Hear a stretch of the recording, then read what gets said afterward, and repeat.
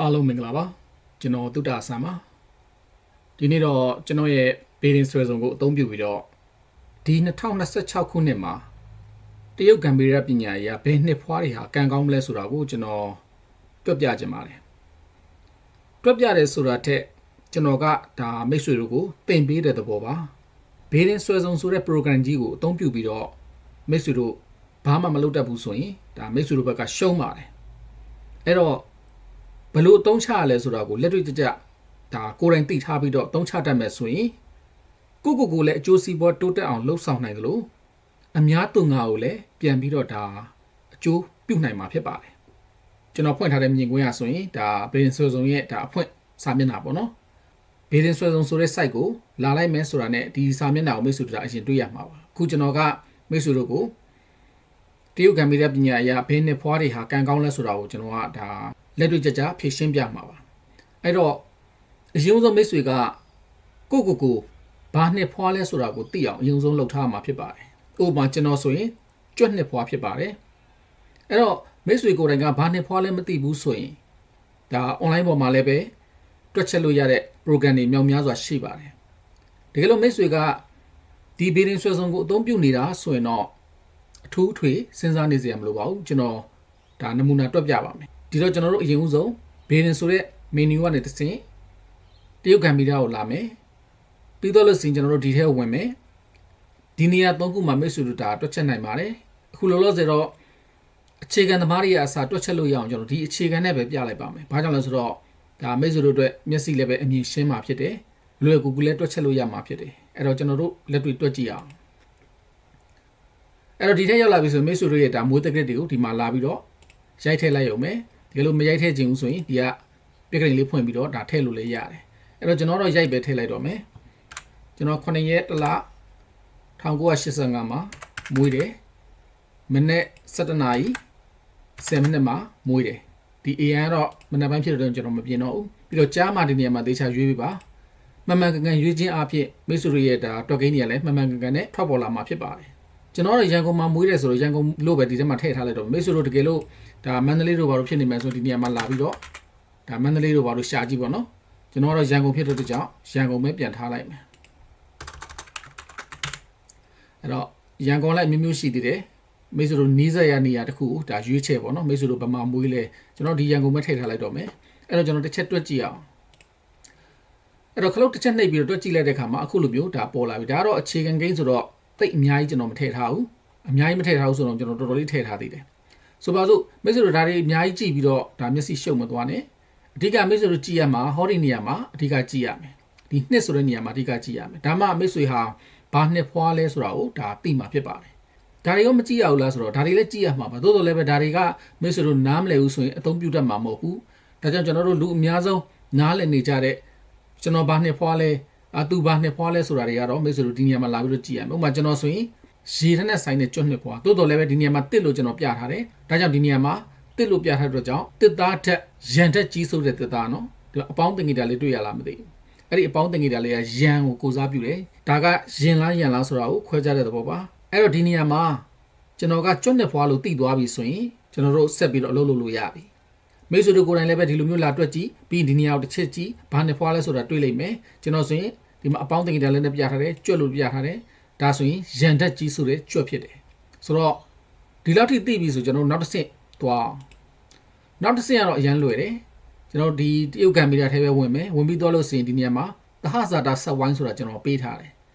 အဲ့ဒီနေရာလေးကိုတစ်ချက်ဝင်လိုက်တာနဲ့ကျွန်တော်တို့ခုလိုဆက်ဝိုင်းလေးတစ်ခုတွေ့ရမယ်ဆိုတော့ကျွန်တော်ကကျွတ်နှစ်ဖွာလို့တွေ့ရတယ်ဒါကြောင့်ဒီမှာကျွတ်နှစ်ဖွာကိုခလုတ်တစ်ချက်နှိပ်ကြည့်လိုက်ဒါဆိုရင်အခုလိုမြင်းချောင်းလေးတွေနဲ့ line လေးတွေပေါ်လာမယ်ဒီမြင်းချောင်းလေးပေါ်မှာကျွန်တော် mouse click လေးကိုတင်ကြည့်လိုက်မယ်ဆိုရင်ဒါအရန်ကောင်းတယ်ကျွတ်နဲ့ဒီမြောက်ကအလွန်ကောင်းလို့ကျွန်တော်ရေးထားတယ်ဟုတ်ပြီနော်ဒီအပြာရောင် line လေးတွေကဒါကောင်းတဲ့တင်ဂီတာလေးတွေလို့ကျွန်တော်တို့အလွယ်မှတ်ထားပါဒါဖြစ်ရင်ဒီခရမ်းရောင်လေးရအောင်ခရမ်းရောင်လေးကတော့ပရိပခလို့ကျွန်တော်ရေးထားတယ်ပရိပခဆိုတာတော့မတည့်တဲ့သဘောနော်ဓာတ်ချင်းမတည့်တဲ့သဘောအကောင်ချင်းမတည့်တဲ့သဘောကိုစားပြုတယ်ဟောဒီဟာကျတော့အဆိုးဆုံးပဲဆိုတော့ပြောချင်တာကဒီကျွတ်နှစ်ဖွားတွေဟာစိတ်နဲ့မတည့်ဘူး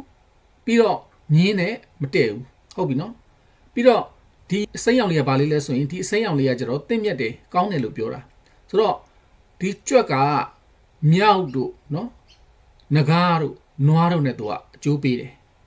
ဆိုတော့အဲ့လိုနှစ်တွေကိုရောက်တိုင်းကြွက်တီဟာကံကောင်းတတ်တယ်ကြွက်နဲ့ဖွားတွေကံကောင်းလိမ့်မယ်ဆိုတော့အကယ်၍ကျွန်တော်တို့ကနှစ်ကိုပြန်ရှာခြင်းတာအခုဒီ2026ခုနှစ်ဟာမြင်းနှစ်ဖြစ်ပါတယ်ဒီတော့ကျွန်တော်တို့မြင်းကိုတစ်ချက်ထောက်ကြည့်လိုက်မယ်ဆိုရင်မြင်းနဲ့မတည့်တာကြွက်ကမတည့်ဘူးဘာကြောင့်လဲပရိပခဖြစ်နေလို့ပြီးတော့နွားနဲ့လည်းမတည့်ဘူးဒီမြင်းကဆိုတော့ကဒီမြင်းနှစ်မှာဘယ်သူတွေကံကောင်းမှလဲဘယ်သူတွေကံဆိုးနိုင်လဲဘယ်သူတွေရဲ့ကံစတာဟာတင့်တယ်လဲဒါတွေကိုကျွန်တော်တို့ကြည့်မယ်ဆိုရင်အင်မတန်မှလွယ်သွားပါပြီဒီဆက်ဝိုင်းလေးကြည့်လိုက်တဲ့နဲ့ဒါကိစ္စပြီးသွားပြီအသုံးချတတ်မယ်ဆိုရင်မိတ်ဆွေတို့အတွက်ဒါအင်မတန်မှအသုံးဝင်တဲ့ဒါကိန်းလေးတစ်ခုပါဆိုတော့အခုဒီ2026ဟာမြင်းနှစ်ဖြစ်တဲ့အတွက်ကြောင့်2026ခုနှစ်မှာကြားနှစ်ဖွားတွေခွေးနှစ်ဖွားတွေကံကောင်းမှာဖြစ်ပါတယ်ထူးထူးခြားခြားကံကောင်းဖို့တွေရှိပါတယ်ကံကောင်းမယ်ဆိုလို့ရုပ်တရက်ကြီးဝမ်းသာပြီးတော့ဟေးငါတို့တော့ဒါကံကောင်းပြီဘာမှလုပ်เสียမလို့တော့ငုတ်တုတ်ထိုင်နေုံပဲလို့တော့ဒါမတွေးစေချင်ပါဘူးဘာကြောင့်လဲဆိုတော့ကံကောင်းတယ်ဆိုတာကံပဲကောင်းတာပါလူကငုတ်တုတ်ထိုင်နေတော့ဘာကံမှကောင်းလာမှာမဟုတ်ပါဘူးကံဆိုတာအလုပ်ပါဒီနည်းအားဖြင့်ကောင်းကောင်းလုပ်ရင်ကောင်းကောင်းပြင်ရမယ်ဘာမှမလုပ်ဘူးငုတ်တုတ်ထိုင်နေမယ်ဆိုရင်ဘာမှပြင်ရမှာမဟုတ်ဘူးဆိုတော့ကံကောင်းတယ်ဆိုတာဟာမိတ်ဆွေရဲ့အရှိန်အဝါတစ်ခုတိုးတက်လာတာကိုကိုစားပြုတယ်ဘာနဲ့တူတယ်လဲဆိုတော့မိတ်ဆွေကကားတစ်စီးကိုမောင်းနေတယ်ဆိုပါစို့အဲ့ဒီကားကိုမိတ်ဆွေဟာရွေ့သွားစေခြင်းနဲ့ဆိုရင်မိတ်ဆွေကိုယ်တိုင်ဆက်နှိုးမယ်ပြီးတော့ကိုယ်တိုင်လီဗာနင်းပြီးတော့မောင်းတယ်မောင်းရမယ်ဒီလိုမောင်းမှလည်းကားရွေ့သွားမှာကဲထားပါတော့ကားရွေ့အောင်တော့တစ်မျိုးလုပ်လို့ရသေးတယ်တွန်းမယ်ဆိုပါစို့တွန်းရင်လည်းရတာပဲကားရွေ့မှာပဲမိတ်ဆွေရဲ့ခွန်အားကောင်းတော့လို့ရွေ့လိမ့်မယ်သို့တော့ခွန်အားစိုက်ထုတ်ပြီးတော့တွန်းရတာနဲ့ကိုယ်တိုင်ဆက်ကလေးနှိုးပြီးတော့မောင်းရတာနဲ့ဟာအရှိန်ဝါခြင်းမတူပါဘူးဒီလိုပဲကားကိုဆက်မနှိုးဘဲနဲ့ဒီတိုင်းရက်ထားမယ်ဆိုရင်ရောဒါလည်းရတာပဲမိတ်ဆွေပေါ်ပဲမှုတည်တယ်ဆိုတော့ကံကောင်းခြင်းမကောင်းခြင်းဟာလည်းကားရွေ့ခြင်းမရွေ့ခြင်းနဲ့လားတဲ့တူပါတယ်မိတ်ဆွေကကံကောင်းတယ်ဆိုပြီးတော့ငုတ်တုတ်ထိုင်နေမယ်ဆိုရင်ဘာကံမှကောင်းလာမှာမဟုတ်ဘူးဒါကြောင့်မိတ်ဆွေဟာတစ်ခုခုလေးတော့လုပ်ပေးရမယ်အဲ့တော့ဘာလုပ်ချင်တယ်လဲဟာကျွန်တော်ဘာလို့မှမသိဘူးဆရာကြီးဘလို့တွေဖြစ်နေမှလည်းမသိဘူးကံကောင်းတယ်လို့မကောင်းဘူးလို့ဖြစ်နေတယ်ကိစ္စမရှိဘူးခွေးနဲ့ဖွားတွေကြားနဲ့ဖွားတွေဟာအလိုလိုနေနဲ့ကံကောင်းလာဖို့ရှိတယ်တနည်းအားဖြင့်အခွင့်အရေးကောင်းတွေသူ့လိုလိုရလာလိမ့်မယ်အဲ့ဒီရလာတဲ့အခွင့်အရေးကိုမိတ်ဆွေတို့ကလက်တွေ့အသုံးချဖို့ပဲလိုတာဒီတိုင်းငုတ်တုတ်ထိုင်နေတော့ဘာမှဖြစ်လာမှာမဟုတ်ဘူးနော်ဒါကြောင့်ဗေဒပညာဆိုတာဟာအသိပညာအတတ်ပညာသဘောမျိုးပါတဲ့အတွက်ကြောင့်သိလို့တက်လို့အကြံပေးတယ်လို့ပဲမှတ်ပါကျွန်တော်ပြောဖို့သလိုပေါ့မိတ်ဆွေဟာရေချိုဆိုတဲ့ပိုင်တဲ့ထဲကိုအခုရောက်နေပြီအဲ့တော့ကျွန်တော်ကမိတ်ဆွေကိုရေချိုပိုင်တဲ့ထဲမှာရောက်နေပြီမိတ်ဆွေအဲ့ဒီရေကိုမိတ်ဆွေတို့တောက်ချင်တောက်ရင်အကျိုးတွေများတော့မယ်တကယ်လို့မတောက်ဘူးဆိုရင်ဘာဖြစ်လဲဘာမှဖြစ်ဘူးပေါ့ဒါပေမဲ့မိတ်ဆွေရေငန်ဆိုတဲ့ပိုင်တဲ့ကိုရောက်ရင်တော့ကျွန်တော်ကမိတ်ဆွေကိုရေငန်ပိုင်တဲ့ထဲရောက်နေပြီနော်လို့အသိပေးမှာပဲမတောက်နဲ့လို့လည်းအကြံပေးမှာပဲတောက်ချင်လဲတောက်မတောက်ချင်လဲနေဒါမိတ်ဆွေတို့ရဲ့အလုပ်ပဲတောက်ရင်တော့တောက်တဲ့အကျိုးဆက်ကတော့မိတ်ဆွေမှာရရှိလာမှာပဲဆိုတော့ကြားနဲ့ဖွားတွေခွေးနဲ့ဖွားတွေဟာကံကောင်းပြီဟုတ်မဟုတ်ဆိုတာကတော့မိတ်ဆွေတို့ဒီ2026ကြီးမကုန်မချင်းစောင့်ကြည့်ရမယ်ဒါဖြစ်ရင်ကံဆိုးနိုင်တာတွေကဘယ်သူတွေလဲအဖေကရှင်းရှင်းလေးပဲလေကျွန်တော်ဒီမှာမြင်းနေနဲ့ထောက်ပြထားတယ်ကျွတ်နှစ်ဖွားတွေအင်မတန်တတိထားရတယ်ပြိပခဆိုတဲ့ကိန်းနဲ့သွားညှိနေတယ်ဒါကြောင့်ကျွတ်နှစ်ဖွားဥမာကျွန်တော်ဆိုပါစို့ကျွန်တော်ဟာကျွတ်နှစ်ဖွားဖြစ်တယ်ဆိုတော့ကျွတ်နှစ်ဖွားတွေဟာဒီနှစ်ထဲမှာတော်တော်လေးတော့ရုံးဝကန်ရလိမ့်မယ်ခက်ခဲတွေရှိတယ်ဘေးရန်တွေရှိတယ်အနောက်ရှက်တွေများလိမ့်မယ်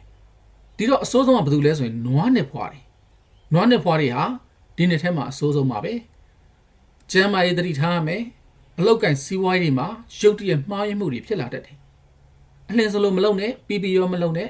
ခက်မြက်မြက်ခက်တွတ်တွေသွားမလုံးနဲ့မှားစရာရှိရင်ကိုကထိတ်ဆုံးအောင်မှားလိုက်မယ်နောက်ဆုံးလူတွေဝိုင်းအောင်နေတဲ့ကြားထဲမှာအပြစ်တင်ခံရမယ်ဆိုရင်ကိုပဲအတင်ခံရလိမ့်မယ်ပြောချင်တာကတော့နွားနှစ်ဖွားတွေကန်ဆိုးတယ်ပေါ့ဆိုတော့ကျွန်တော်ဒီဗီဒီယိုကိုကြည့်နေတဲ့မိတ်ဆွေတွေထဲမှာနွားနှစ်ဖွားမိတ်ဆွေတွေများပါခဲ့လို့ဆိုရင်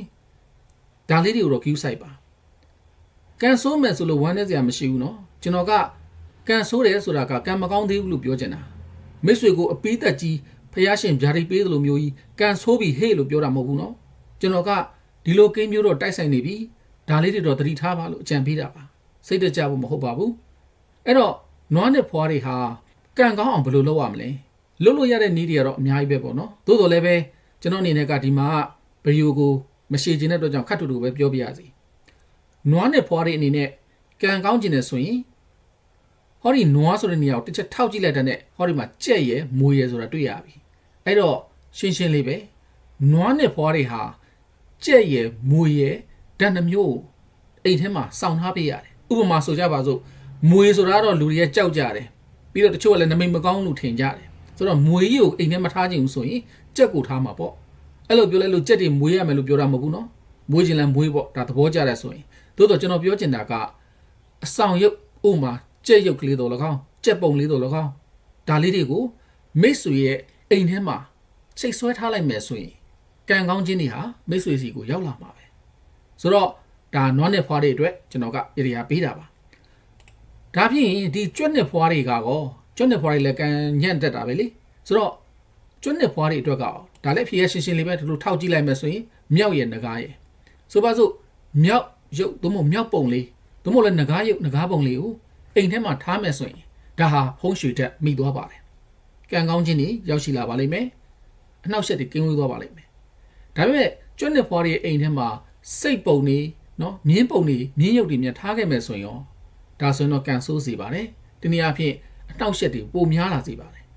ဒါလေးတွေတော့မိတ်ဆွေတို့ဒါကိုယ့်အကိုစမ်းသပ်ပြီးသုံးဆွဲပေါ့ကျွန်တော်ကတော့ကောင်းတဲ့ဆိုးတဲ့သဘာဝကိုပဲကျွန်တော်ကဒါပြောပြတာပါဒီနေ့အဖြစ်သင်ပြတဲ့သဘောပါကောင်းပြီအခုကျွန်တော်တို့ဒါခုလက်ရှိ2026ကမြင်းနှစ်ဆိုတော့အခုဒီကျွန်တော်မြင်းလေးနဲ့ထောက်ပြထားတဲ့လူတွေကတော့ဒါဟုတ်သွားပြီเนาะဒီစိတ်နဲ့ဖွားရဲဆိုလဲဒါကံကောင်းသေးတာပဲဒီကြားနဲ့ခွေးရတော့အကောင်းဆုံးပေါ့เนาะဒုတိယတန်းလိုက်တာကတော့စိတ်နဲ့ဖွားပေါ့အဲ့ဒါတွေကတော့ဒါကောင်းတဲ့သဘောတရားတွေရှိနေတယ်ဒါပေမဲ့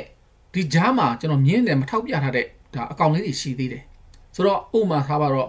ယုံနဲ့ဖွားတွေကြက်နဲ့ဖွားတွေမြောက်နဲ့ဖွားတွေမွေးနဲ့ဖွားတွေအဲ့ဒါတွေရောဒီ2026မှာဘာတွေဖြစ်မလဲလို့တချို့ကမေးတယ်သူတို့ရဲ့ကံကတော့စိုးခြင်းလဲအထူးမရှိကောင်းခြင်းလဲအထူးမရှိတမမျှတာတယ်လို့ကျွန်တော်တို့ကပြောရမှာပါပဲဘာကြောင့်လဲဆိုတော့ကျွန်တော်တို့မြန်မာပြည်ထဲမှာမိတ်ရန်ခွဲသလိုပေါ့မိတ်ရှိတယ်ရန်ရှိတယ်မိတ်မဟုတ်ရန်မဟုတ်တဲ့ဥဒသိန်ဆိုတာရှိတယ်နော်ဥဒသိန်ရှိတဲ့အတွက်ကြောင့်ဒီကိန်းမှာလဲထုံးလောက်အောင်ပဲမိတ်ဆိုတာကဒီအပြာရောင်လိုင်းလေးတွေနဲ့ပြထားတယ်အစိမ်းရောင်လိုင်းလေးနဲ့ပြထားတယ်ဆိုတာမိတ်လို့ဒါယူဆလို့ရတယ်ရန်ဆိုတော့ဒီဟာလေးတွေပေါ့နော်ဒါရန်ပေါ့ဒါဆိုရင်ဒါတွေကဘာလဲဆိုဂျားနေတယ်ဂျားနေဆိုတော့ဥရသိန်းနဲ့တူတယ်ဆိုတော့ကောင်းခြင်းဆိုခြင်းတို့မှအထူးမရှိဘူးကိုစူးစမ်းလောက်တိုးတက်မယ်တကယ်လို့မစူးစမ်းဘူးဆိုလည်းပဲသူဟာသူပုံမှန်ပဲသွားနေမယ်ဆိုတော့သူတို့ကဆိုးခြင်းကောင်းခြင်းတွေမရှိဘူးလို့ပြောရမယ်ဒီလောက်ဆိုရင်မိတ်ဆွေတို့သဘောပေါက်ပြီလို့ထင်ပါတယ်ဒီစဝိုင်းလေးကိုသာမိတ်ဆွေကောင်းကောင်းသုံးချတယ်မှဆိုရင်ဘေးရင်ကောင်းကောင်းဟောလို့ရပါပြီမိတ်ဆွေကပို့ပြီးတော့ညံရှိတယ်ဆိုရင်ဒီဝက်တွေကြွက်တွေရဲ့ဒါဓာတ်သဘောအတိုင်းမိတ်ဆွေတို့အများကြီးဟောလို့ရပြီအဲ့တော့အဲ့လိုဟောတတ်အောင်မိတ်ဆွေတို့သင်မထားခြင်းဘူးလားသင်ထားခြင်းနဲ့ဆိုရင်ကျွန်တော်ဒါသင်တန်း website တွေပါဖွင့်ထားပါတယ်မိတ်ဆွေတို့လာသင်ပါဒီနေ့မှာတစ်ခုကျွန်တော်အကြံပေးချင်တာတစ်ခုရှိတာကဖုံးရွှေပညာမှာတကယ်အသေးစိတ်လောက်ရတဲ့အချက်တွေရှိပါသေးတယ်ကျွန်တော်စောစောကနွားနဲ့ဖွားကိုကြက်ရုပ်တွေမိုးရုပ်တွေစဖြင့်ပေါ့နော်အိမ်ထဲမှာထားလို့ရတယ်လို့လွယ်ပြောလိုက်ပြင်မဲ့လို့သူ့ရဲ့အရက်တောင်းမှာစနစ်ကြထားတာပို့ပြီးတော့အကျိုးပေးပါတယ်အဲ့ဒီအရက်တောင်းတွေပါကျွန်တော်တွက်ပြရမယ်ဆိုရင်တော်တော်လေးအချိန်ပေးရှိသွားနိုင်တယ်အခုတော့မှ15မိနစ်လောက်ရှိပြီနဲ့တူတယ်ကဲထားတော့လောလောဆယ်တော့ကျွန်တော်အသေးစိတ်တော့မပြောတော့ဘူးအကြမ်းမြင့်အဖြစ်ကြက်ရုပ်တွေမိုးရုပ်တွေကိုနွားနဲ့ဖွားတွေကဒါအိမ်မှာစောင့်ထားမယ်ဆိုရင်အကျိုးပေးတယ်လို့မှတ်ကျွတ်နဲ့ဖွားတွေအတွက်ကလည်းပဲဒါဒီနေ့ထဲမှာကံကောင်းစေဖို့အတွက်ဒါမြောက်တို့ငကားတို့ဒါအိမ်ထဲမှာဆောင်ရောင်ရုပ်အနေနဲ့ပေါ့နော်ထားပြီးဒါအကျိုးပေးတယ်လို့မှတ်ဒီလောက်ဆိုရင်မိတ်ဆွေတို့ဒါလုံလောက်လိမ့်မယ်လို့ထင်ပါတယ်ကဲဒီနေ့တော့ဒီလောက်ပါပဲအချိန်အများကြီးကြာတော့မှဆိုတဲ့အတွက်ကြောင့်ကျွန်တော်ဒီလောက်နဲ့ပဲခဏရပ်ပြရစီအားလုံးပဲမင်္ဂလာရှိကြပါစေဗျာ